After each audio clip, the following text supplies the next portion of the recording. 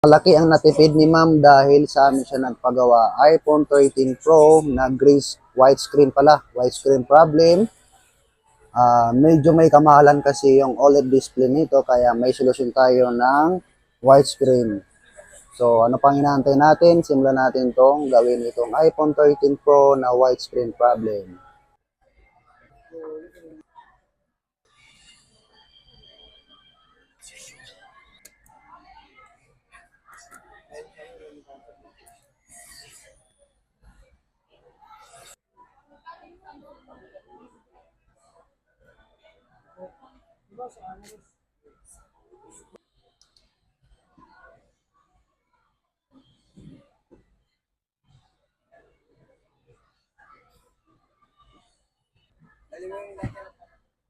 Okay na po yung iPhone 13 Pro Max na widescreen problem.